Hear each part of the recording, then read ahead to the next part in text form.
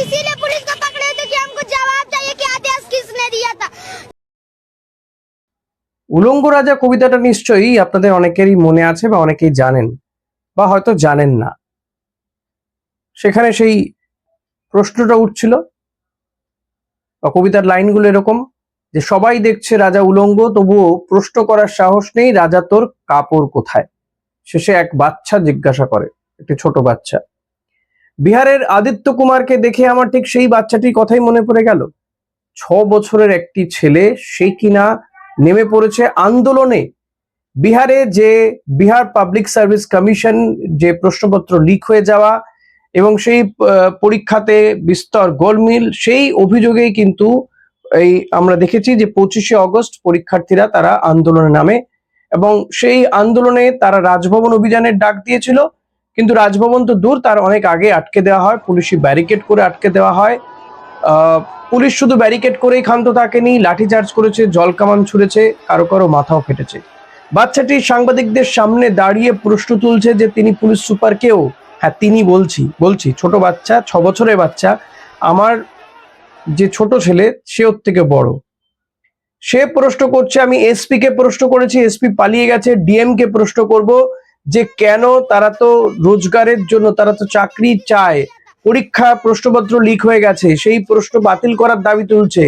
তারা আন্দোলন করছিল, তাদেরকে মারবে কেন, কেন লাঠি পিটিয়ে তার মাথা ফাটিয়ে দেওয়া হলো, এই প্রশ্ন করেছে সে, তার উত্তর চাইছে সে। पुलिस को पकड़े थे कि हमको जवाब चाहिए कि आदेश किसने दिया था। ये माथा फट गया, छात्र का आंदोलन हो रहा था, तो क्या ये 7वीं फेल मुख्यमंत्री से एक बच्चा भी नहीं संभलता? तो इस्तीफा दे देना, किसी का माथा फड़वा दीजिएगा। छात्रों के लिए रो रहे हो तुम? हाँ, छात्र का माथा फट गया आज। हाँ, उसीलिए आज हम पूछना चाहते हैं एसपी साहब से कि आदेश किसने दिया था। ये माथा फट गया छात्र का। आपको जवाब नहीं मिला? नहीं, एसपी साहब ने सीधा अपने पुलिस को मुझसे पकड़वा दिया, पर मैंने तब पर भी सोचा कि एसपी साहब से मिले, पर एसपी साहब भी भाग गए। आप अकेले आए हो?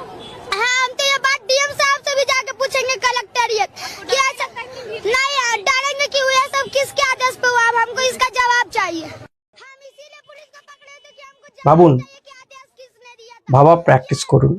6 বছরের আদিত্য কুমার, জানেন কে, কি তার পরিচয়, সেটাই জানাবো আমরা আজকের এই ভিডিওতে।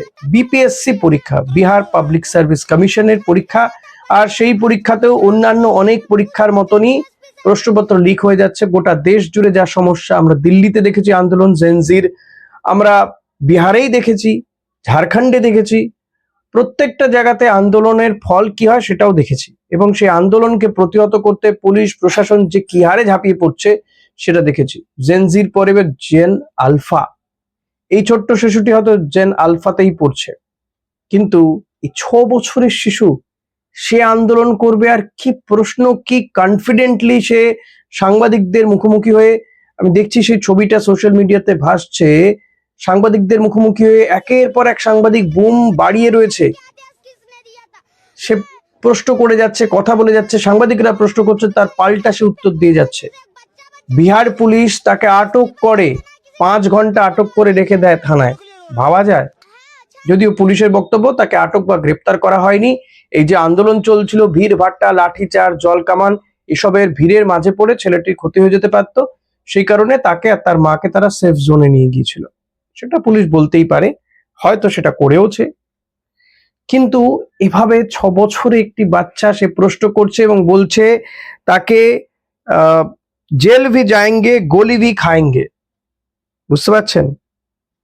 বলছে জেলে যাব, গলি খাবো, তবু প্রশ্ন করা থামবো না, আন্দোলন করে যাব। তার বক্তব্য, এই ছেলে মেয়েদের ভবিষ্যৎ কি করবে তারা, তাদের যদি প্রশ্নপত্র লিক হয়ে যায়, ফাঁস হয়ে যায় পরীক্ষা দিতে গিয়ে, চাকরি পরীক্ষার জন্য, তাহলে তাদের জামানাতে, অর্থাৎ এই 6 বছরের ছেলেটি যখন পরীক্ষা দেবে, ক্লাস 1-এ পড়ে, তাদের কি হবে? তাদেরও তো প্রশ্নপত্র লিক হয়ে যেতে পারে, তারা যে এত পরিশ্রম করে পড়াশোনা করছে। আদিত্য কুমার ক্লাস 1-এ পড়ে এবং ক্লাস 1-এ পড়ার যথেষ্ট সে ভালো মেধাবী ছাত্র, যদিও তার পরিবার অতটা সচ্ছল নয়, তার বাবা দিনমজুর এবং মা লোকের বাড়িতে কাজ করে। আদিত্য কুমার বইয়ের ব্যাগে সংবিধান রাখে। আদিত্য কুমার সেই সংবিধানটা নাকি 80 পাতা পড়েও ফেলেছে। তো এহেন আদিত্য কুমারকে দেখে সত্যি আশ্চর্য লাগে যে এই ছোট্ট বাচ্চা পুনাই চকে থাকে, এই আদিত্য কুমার পাটনার পুনাই চকে, এবং ক্লাস 1-এ পড়া এই ছোট্ট বাচ্চাটি যে কনফিডেন্টলি সাংবাদিকদের মুখোমুখি হয়ে প্রশ্ন করতে পারে, প্রশ্নের জবাব দিতে পারে, এমনটা তো দেশের প্রধানমন্ত্রীকে দেখা যায় না। এই আদিত্য কুমারদের সামলাতে কিন্তু হিমশিম খাচ্ছে বিহার সরকার। বিহার সরকারকে বা বিহার সরকারের যিনি মুখ্যমন্ত্রী, সেই মুখ্যমন্ত্রী পদত্যাগ দাবি করছে আদিত্য কুমার, এবং তিনি বলছেন তাকে পদত্যাগ করিয়েই ছাড়বেন। ভাবুন তো, দেখা যাক কি হবে আন্দোলনে, সেটা তো পরবর্তীতে বোঝা যাবে। বিহারের মুখ্যমন্ত্রী পদ থেকে পদত্যাগ করবেন কিনা সম্রাট চৌধুরী, সেটা তো সময় বলে দেবে। কিন্তু এই আদিত্য কুমাররা দেখিয়ে দিচ্ছে যে আর চুপ করিয়ে রাখা যাবে না।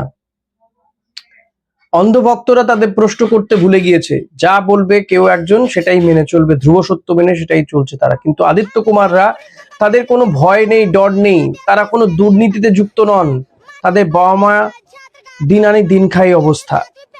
তারা প্রশ্ন করছেন, তারা প্রশ্ন করার গার্ডস রাখেন। জেনজিরা প্রশ্ন করছেন, যারা দিনের পর দিন পরীক্ষা দিয়ে যাচ্ছেন আর প্রশ্নপত্র লিক হয়ে যাচ্ছে, অন্য কেউ পয়সা দিয়ে চাকরি পেয়ে যাচ্ছে, পয়সার জোরে কেউ প্রশ্নপত্র কিনে নিয়ে পরীক্ষায় পাশ করে বড় বড় ডাক্তার ইঞ্জিনিয়ার তৈরি হচ্ছে, কিন্তু আসল যারা মেধাবী ছাত্রছাত্রী তারা বঞ্চিত হচ্ছে।